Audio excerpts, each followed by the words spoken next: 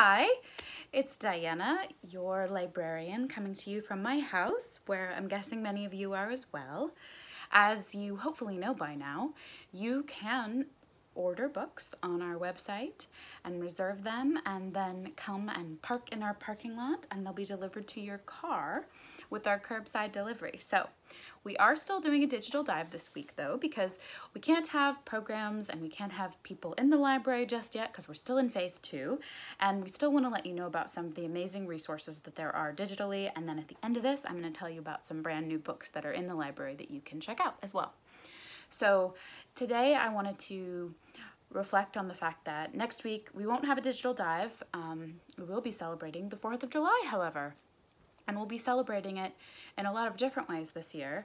But possibly the most important way is that we have all been learning, I think recently, more about our history and the racism in America, and we've been seeing people all over the country learning about that and saying it is not okay, but also looking back at our history and learning from it, hopefully. And so if you're like me and you've been doing a lot of reading and also wanting to know what else can I do, especially from my house, I found a really cool digital resource that I wanted to share with you.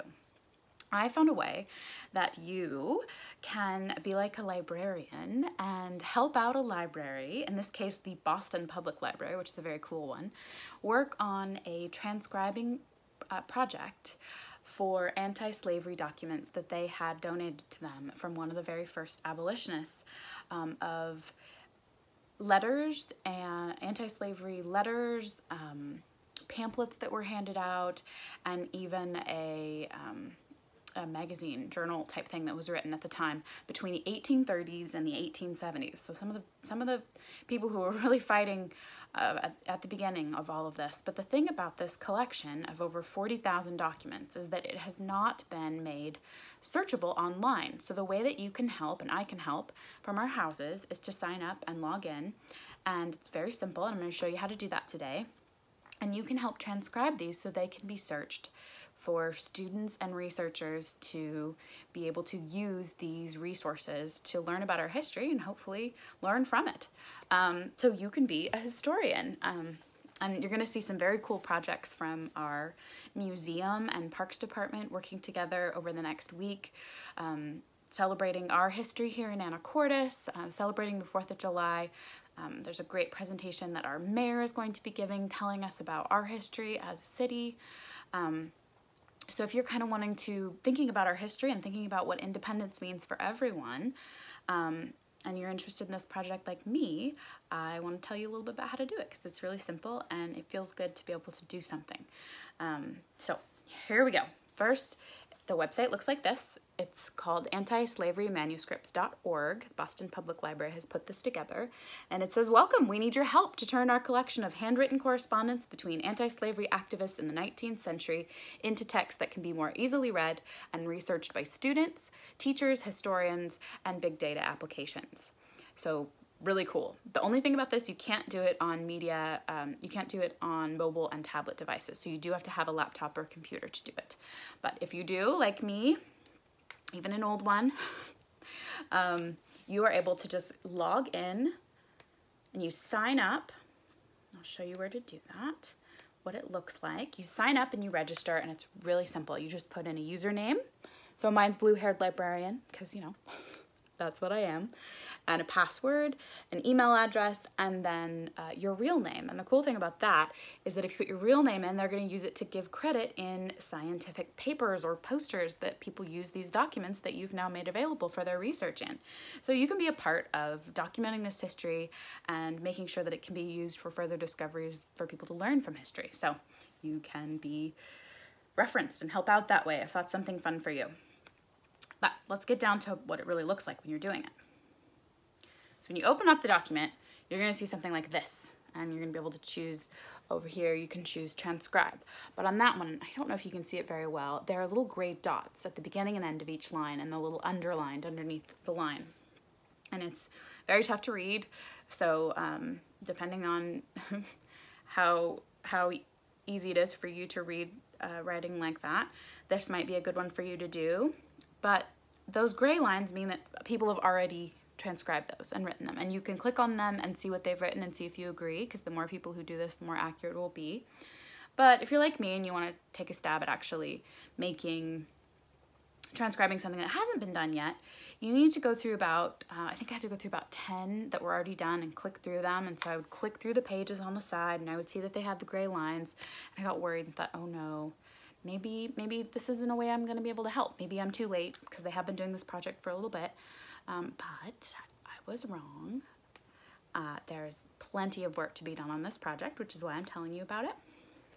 So I found a page, and here's a page that I'm working on. So you can see that those little red lines show something that's already been done, but the blue lines are 3 lines that I transcribed. And you'll also note that this page is a little easier to read. It was in print, but it still needs to be transcribed so that people can search it to do their research. And then when you make a dot and connect another dot for a single line of text, then this handy little box pops up and you just type what it says to you, and then you hit done, and you've transcribed a piece of history for research, just like a librarian.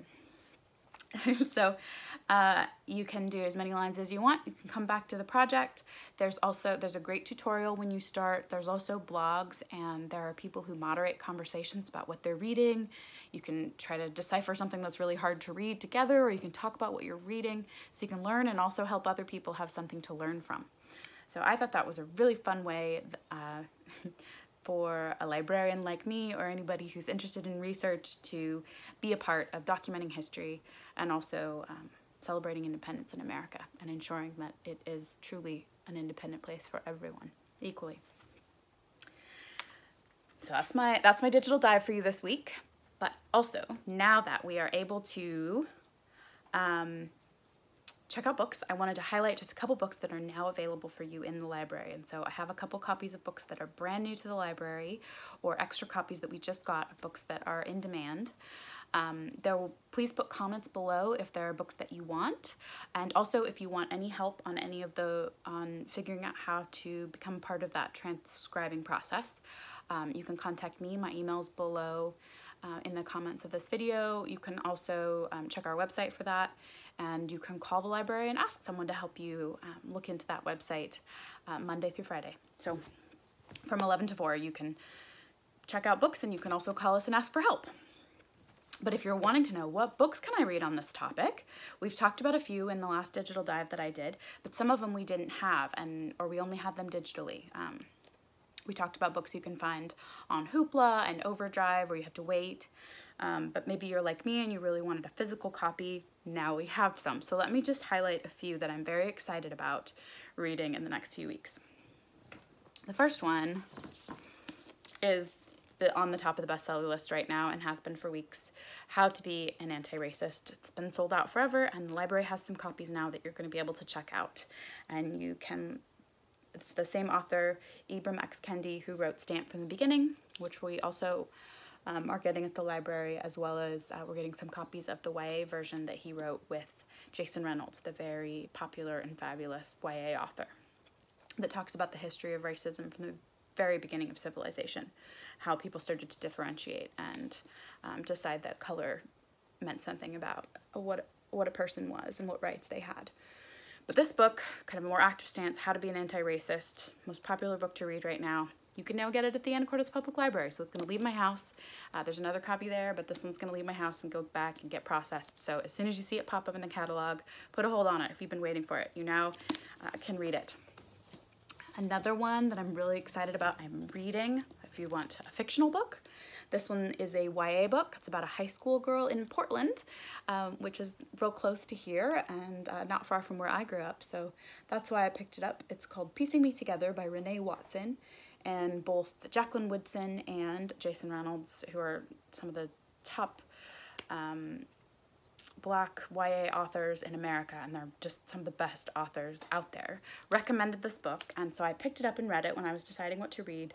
And it is this wonderful book about a girl named Jade who lives on the north side of Portland with her mom, and they barely make ends meet, but because of her grades and how hard she works, she has been able to go to a school that is very prestigious, and she's looking at all the opportunities that she's going to be able to have because she goes to this school. But she's also really tired of everybody looking at her as a project to fix when she wants to make a difference in the world and actually be seen for all the things she can contribute. it's a fabulous inspirational book. It gives a different perspective perhaps from one that I know it's different than the one I had growing up in Oregon. And I think it also, you just root for Jade and think about, you kind of get to understand some of these frustrations that maybe haven't made sense if you didn't grow up Black in America. So I really recommend this book. I really enjoyed it.